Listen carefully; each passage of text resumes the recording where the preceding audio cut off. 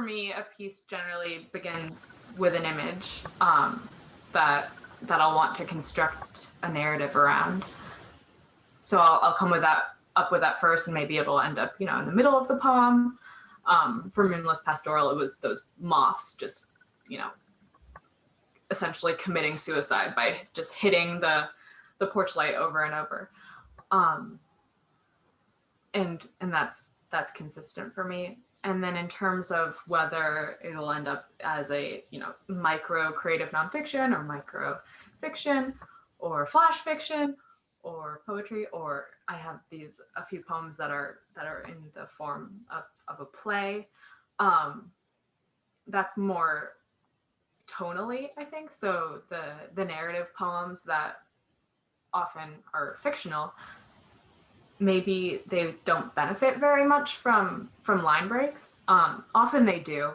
And so sometimes I'll submit something as both a poem and as prose, because I think you do miss out on some opportunities by not using verse and line breaks, because line breaks are so important and they can create, additional units of meaning, really heighten tension. But then sometimes they just don't feel right, either because that makes the poem span 5 pages, which is too much for me. I don't like that. Or just because it's such a chronology and such a story that doesn't work. I started out with a fiction background and then ultimately took a poetry class in college because there was space in the class, and the other one, there was a long wait list. So it started simply by accident, but I really liked poetry.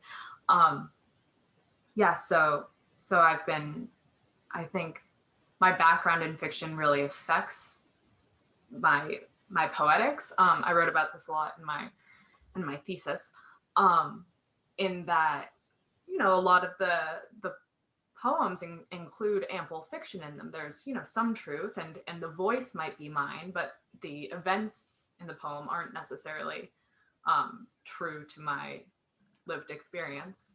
And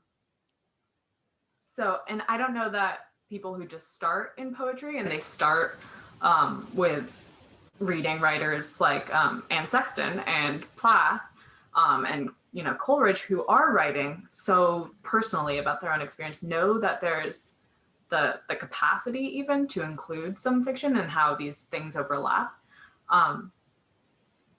So that's why my work is the way it is.